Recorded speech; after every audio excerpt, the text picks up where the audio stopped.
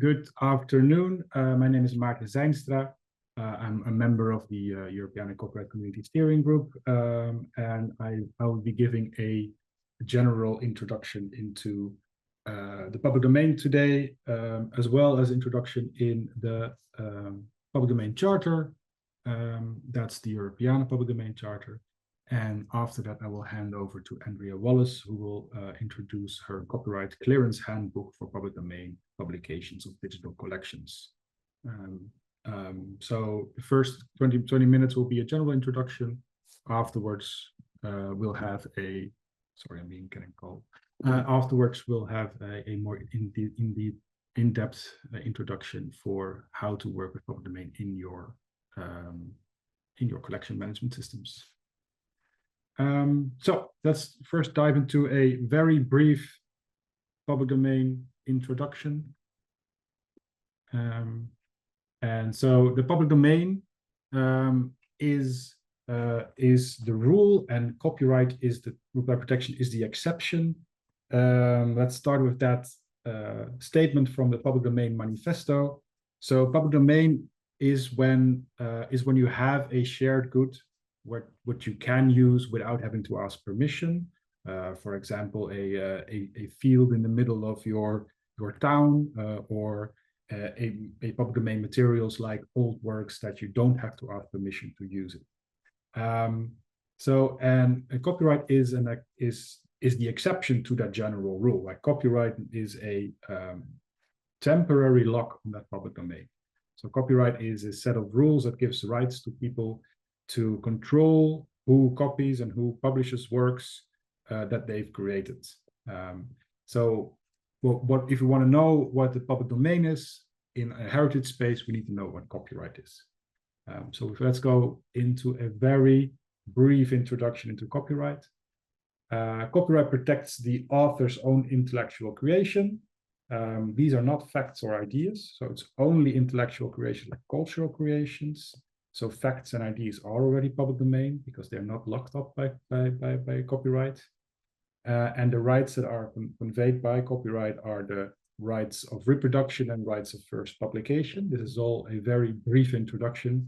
I'm looking at the faces of the experts here like, no, that's not accurate, but it's a very brief introduction. Copyright requires no registration. So that means that in the heritage space, we don't usually know who the rights holder is, especially for older works. If we get something in our collections, we don't know if the copyright has been sold or transferred or to other parties, and we don't know who to ask permission to make something available online. And that's sometimes a problem in our field. So sometimes we need to wait until something is public domain until we can safely make this works available. Otherwise, you need to ask for permission, and permission is sometimes difficult to get that.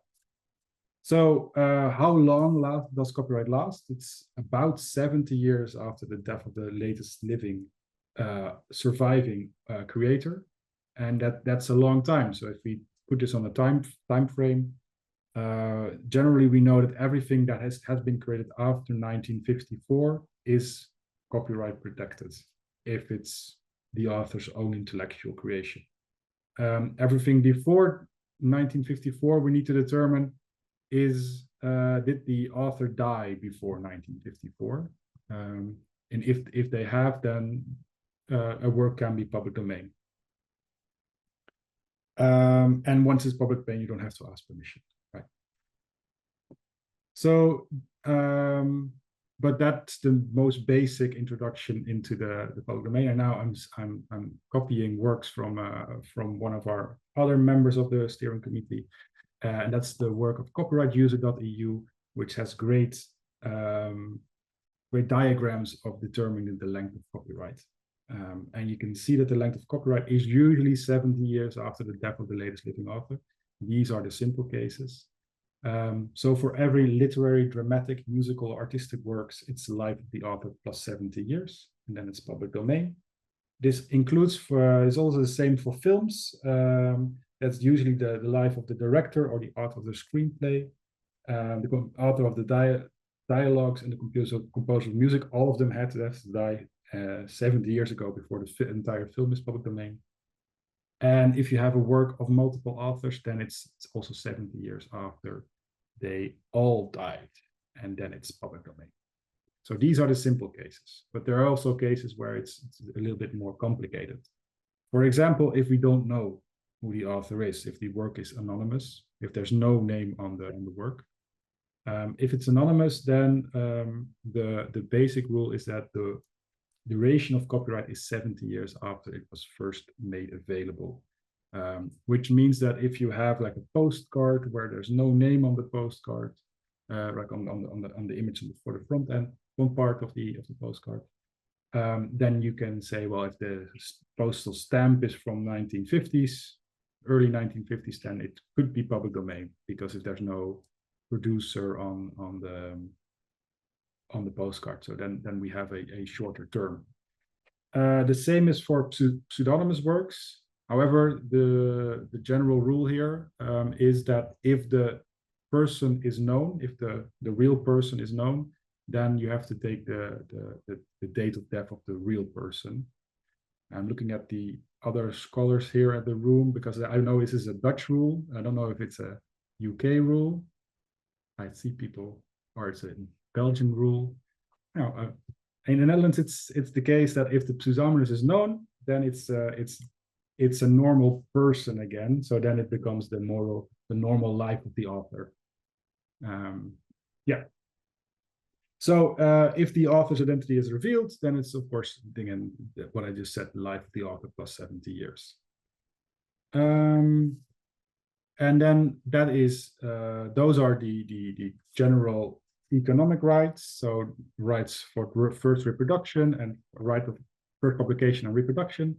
But there's also moral rights that are part of copyright. And those are like the rights of paternity, where you can, or right of attribution, where you need to mention the name of the author or the title of the work, etc. These sometimes vary between different jurisdictions, between different countries. And the duration also varies here. It's usually also ends 70 years after the death of the latest living author. But in some jurisdictions, you are always required to mention the name of the author, the title of the work, and etc. And those are perpetual moral rights. There are certain jurisdictions in Europe, most known is France, who has a perpetual moral right. That is a very basic introduction into copyright.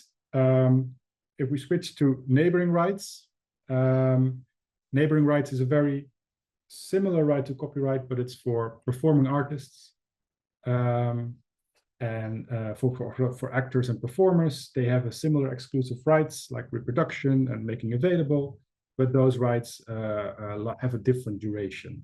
So if you are looking at a sound recording or a performance, then it's usually 50 years after the recording had taken place, or 70 years after it's made available to the public.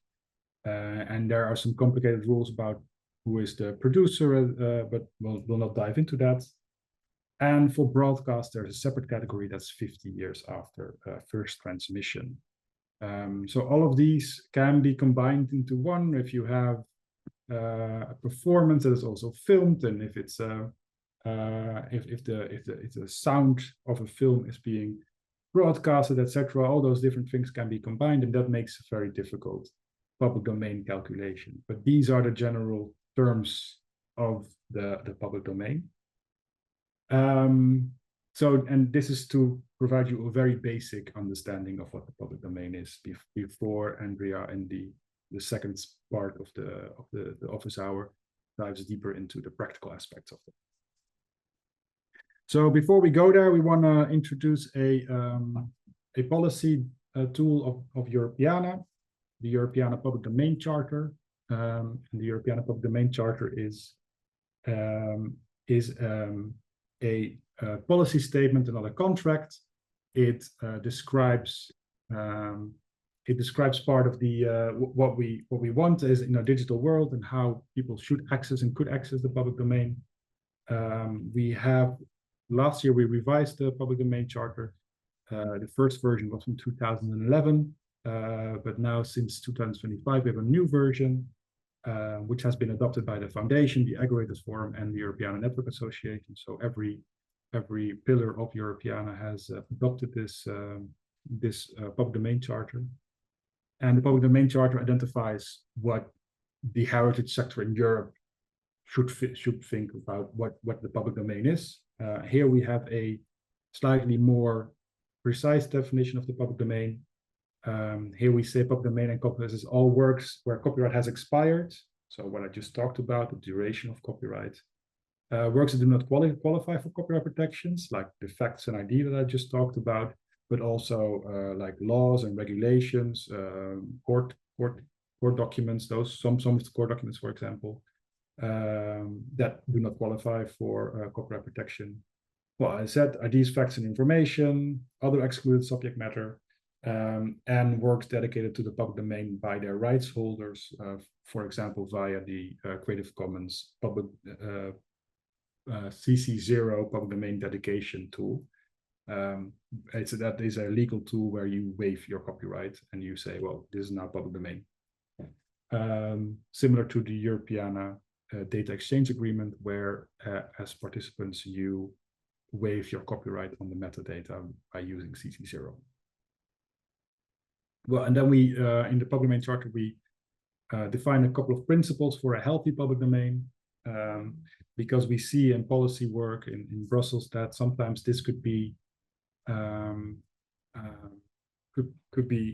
in discussion, and so we take a very strong statement on this. Like copyright protection is temporary, as the first slide I said. The public domain is permanent, so nothing that is in the public domain should go back into copyright. And public domain is crucial for the enjoyment of fundamental rights, so how you should be able to live your life. And cultural heritage institutions are the stewards of public domain, so we are protectors and stewards of that public domain, and we should make those works available. Then finally, the charter has some actions that we call for heritage institutions to follow for preserving of the functioning of the public domain. We ask participants to advocate against expansion of the scope of copyright protection, advocate against attempts to take parts on the public domain and take it back under control. For example, we have discussions on heritage laws in Italy. We want to ensure that everything that is being digitized, that is in the public domain in the analog form, should remain in the public domain in the digital form. And we warn against contracts that override the public domain, for example, lock things up behind paywalls. Further actions that we call on is to call on the heritage institutions to mark public domain materials systematically. So using the Creative Commons public domain mark or the Creative Commons CC0 dedication tool, but also take care of other rights like privacy legislation, etc. And then finally, public domain materials should of course be made available. If not, we cannot use it, right? So we should make it available in a high quality manner. So we call on the participants in this call to share and promote the Europeana Public Domain Charter. We also offer translations. Excuse me.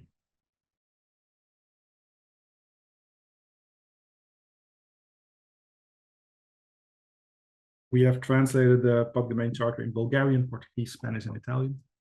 If your language is not in here and you want to be next, contact us at copyright@europeana.eu, and we can give you a translation template for the Public Domain Charter, and we hope to get at least all European languages translated in the next year. Before I hand over to Andrea, I have one more call to action for you, but that's a very different one, and that's why I want to call your attention to the Public Domain Day celebration that we will have in January next year, where we celebrate the public domain. We have a celebration supported by the Europeana Copyright Steering Group, and that's in Brussels on the 15th of January on pdday.org, and I'll put it in the chat later. You can find more details on that day, and I think the event is almost open for registrations. So that is a very short introduction to the public domain charter. And now I hand it over to Andrea if she is ready. Let's see if she's ready. The thumbs up. Yeah. For more detail in her work on the public domain. Okay, so I'm going to talk about, kind of the application of what Martin just went over. How, when we're orienting ourselves around what the public domain charter is essentially saying. How do we apply that when we're thinking about collections management? And one of the things that we've been doing is part of the GLAMI Lab, okay? So I'm showing, instead of slides, I'm showing this as a website so that hopefully people will see. And I mean, I guess I also say hopefully for me because we designed this, how approachable and minimal the task of determining whether something is public domain and can be made available under the same status can truly be, right? So GLAMI Lab is a project that I run with Francesca Farmer and Michael Weinberg. And we essentially work with institutions on questions that they're encountering, design workflow, tools, materials, things like this, and then make them available in a generic version so that other people can use them. So if you go to our website, you'll see that we actually have a whole suite of even template policies, tools. We have something that's called the OpenGLAM Toolkit. And part of that is our copyright clearance handbook for public domain publications. And so that's what I'm going to show you today. Because if you click on it, we have it available in two ways. One may be a little bit more approachable if you're working on, online. It is very long, but it's a narrative version of what you can also download and keep to the side, okay? So I'm going to show you the downloadable version just because it'll be easier for me to kind of control the screen. But the copyright clearance handbook is oriented in a way where you should be able to think, I want to just clear the rights in either one item or even in bulk, because I've identified a set of items that share a common characteristic that enables me to think, actually, all of these are in the public domain.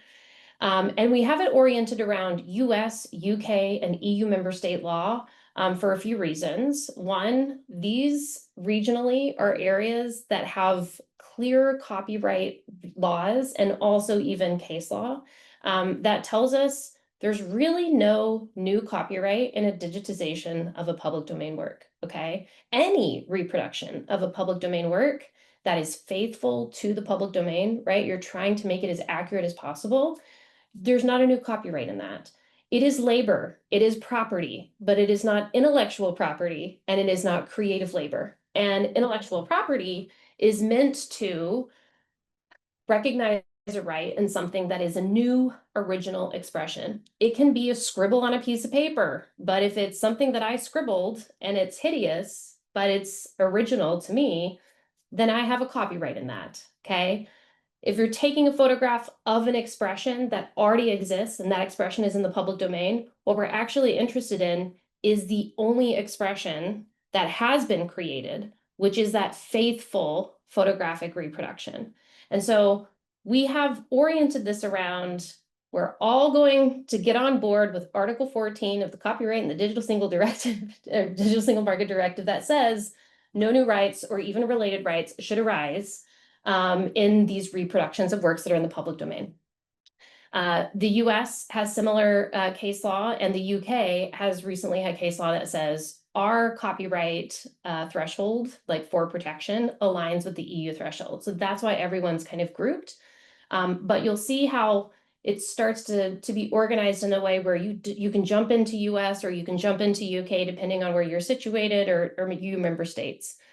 Okay. So basically what happens is we have our kind of front matter, but as I mentioned, this is part of a toolkit. And so what we're looking at here is actually this part of the toolkit. So we've got the copyright clearance handbook, and then we've also got something called a copyright clearance log.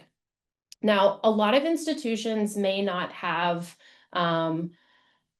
a shared asset management bank, one of the ways that we set this up is for institutions that have limited financial means available, or multiple people working on a copyright clearance project, so that you're able to essentially create a log that asks certain questions, preserves the information, and then even gives you a little bit of a memory about why you or someone on your team came to that conclusion. This is the sort of stuff that may not be easily storable in a digital asset management system or an image bank, but it also may be that your organization doesn't have the type of technology or something available. A spreadsheet is fine, okay? And you'll also see on the front tab that we have some guidance about what sort of information and how to think about these things. And all of that overlaps with what we're going to be looking at in the copyright clearance handbook, okay? So again, you're going to see a little bit of a, hi, welcome to using this handbook sort of thing. And what we really do is we organize the question around whether you want to approach it in bulk or whether you want to approach it by item. Okay, so maybe you have a collection of archival photographs and you're not necessarily sure who all of the authors are or where they come from. You might have to go item by item. But if you know that that box of photographs comes from a specific individual's corpus of works, over a period of time, you've got one author. So you can approach that with a bulk clearance. And the way that we've structured it is we have 3 different checklists. So the first checklist is asking you to clear the rights in the underlying work. We then ask you to clear the rights in the digital surrogate, and then to think about how you're going to make sure the accompanying metadata also is rights-free, so that when you mark the asset with a public domain statement, everything that is in the asset is public domain. And it creates a lot more certainty for you as an organization, but also for users who want to use your collections. So we do have the 3 main machine readable statements kind of outlined here. So there's 2 from Creative Commons that you can use. One is the universal public domain dedication. And people have some opinions about whether you should use the public domain dedication over the public domain mark. We actually recommend using the CC0 public domain dedication. What it kind of says is if there are rights associated with this work, then the person who is associated with those rights has dedicated it to the public domain. So users know if they come across something and it's marked CC0, it's much more reliable to use. And that relates to the metadata, the digital reproduction, and the underlying work, right? As opposed to public domain mark, where you're only supposed to use it if it's free of known restrictions under copyright law worldwide. We just saw an image of Frida Kahlo, okay? What's interesting about trying to clear Frida Kahlo's works, and Martin, maybe you remember the specific year that she died. Mexico actually has a 100-year copyright term.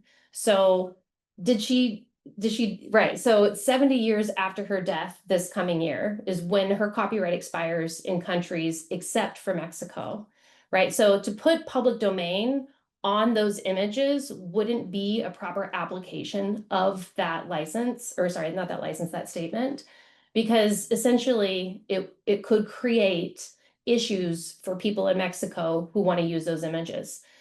Because the Frida Kahlo estate might enforce copyright against them because the underlying work is still in copyright in Mexico.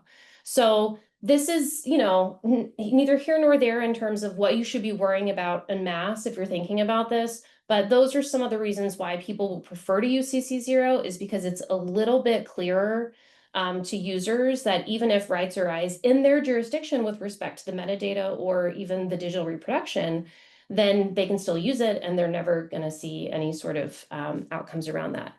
There is another statement that's produced by rightstatements.org, and that is specific to the US because, as we know, the US is exceptional and does things in a very messy way. So they actually do need their own no copyright United States, because there's a system that we have to go through in order to clear copyright in the US. And that's because the US had a copyright registration system all the way up until almost the end of the 70s. So we do explain why we think you should use CC0, but it's up to you. We talk about when you should apply CC0. Of course, the underlying object is in the public domain, and then the reproduction as well. And we have, just some really basic images if you're having a conversation about this as a team or with other people, because sometimes we're talking about the photograph, but the person we're having a conversation with is talking about the work of art that's in the photograph, right? So it just helps kind of break it down a little bit. Then we do have some examples of when not to apply public domain statements without additional review.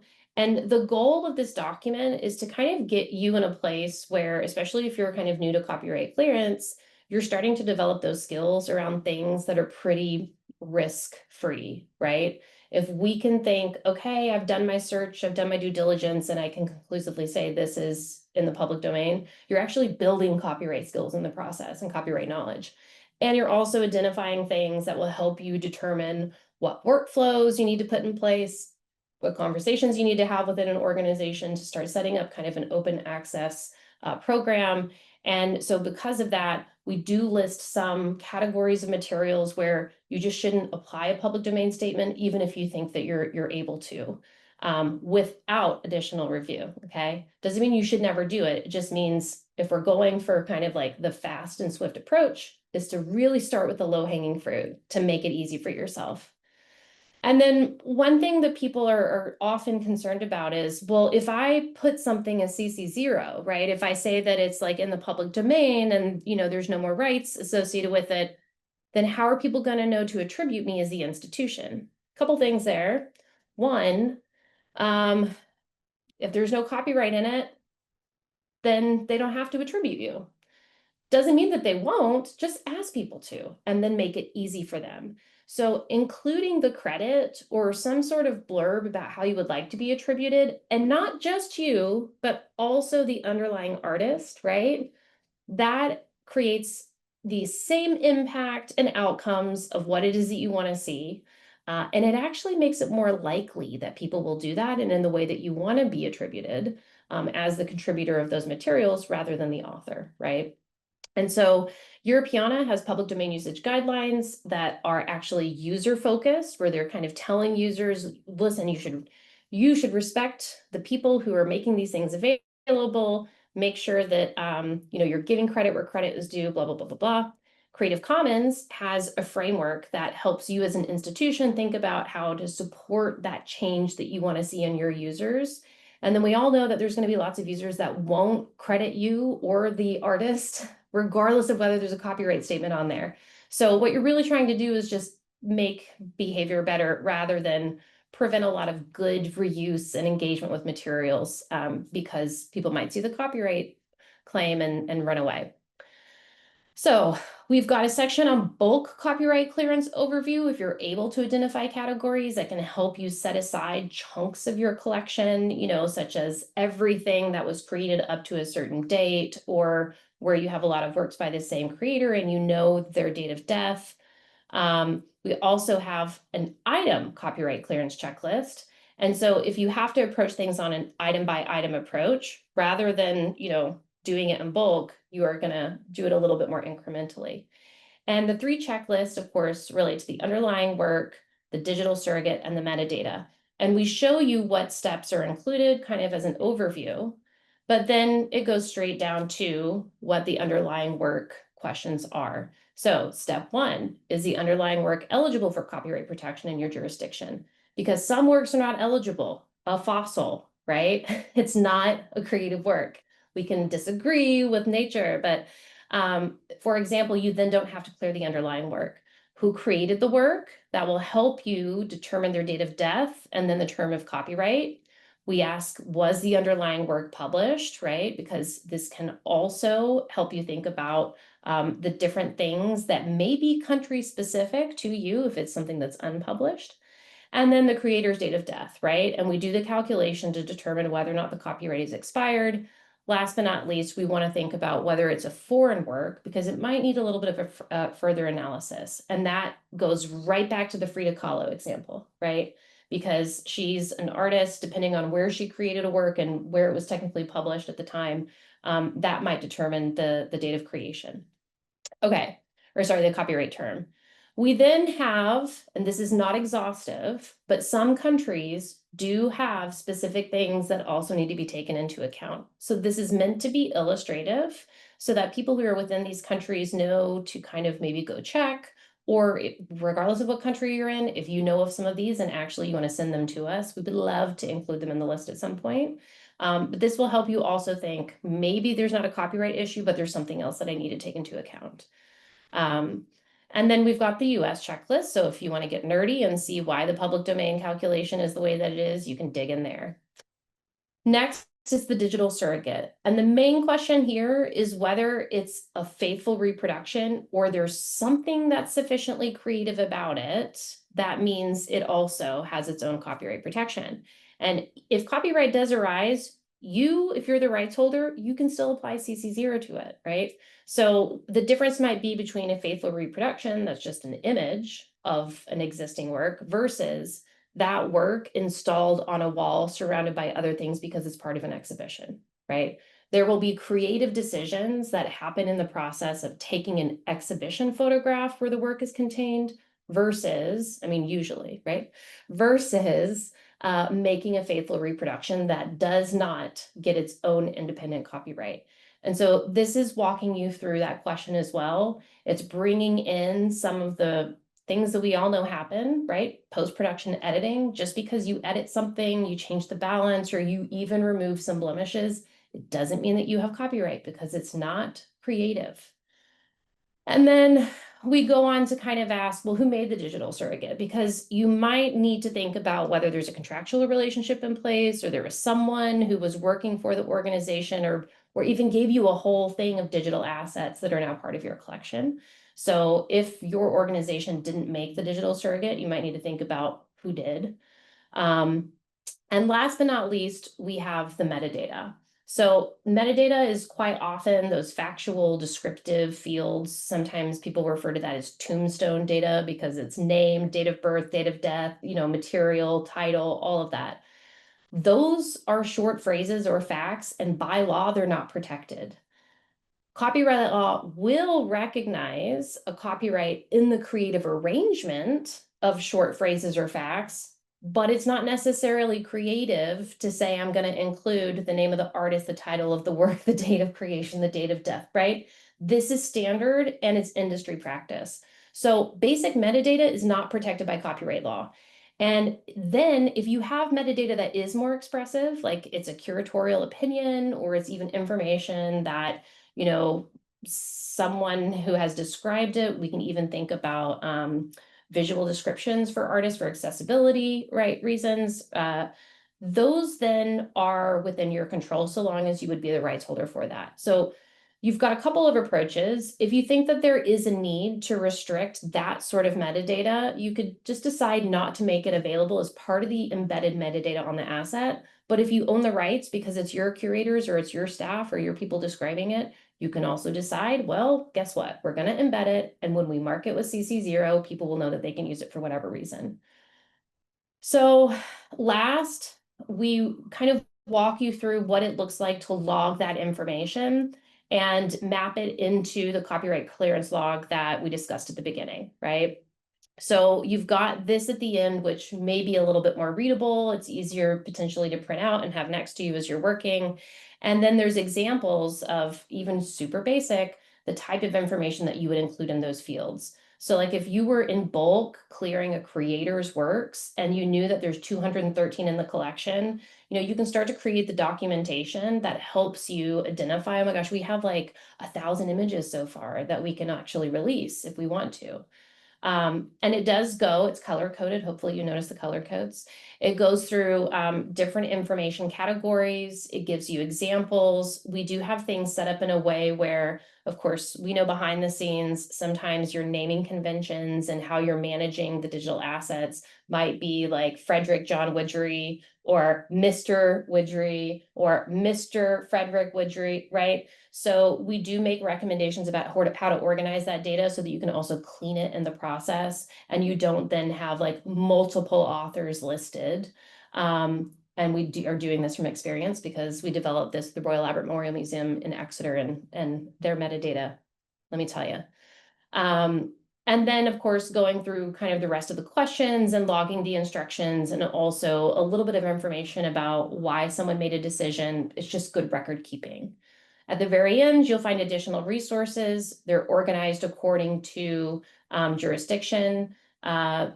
And it should be good for you if you're starting, to dip your toes into this process in terms of getting started and starting to clear things in your collection. So that's it for me.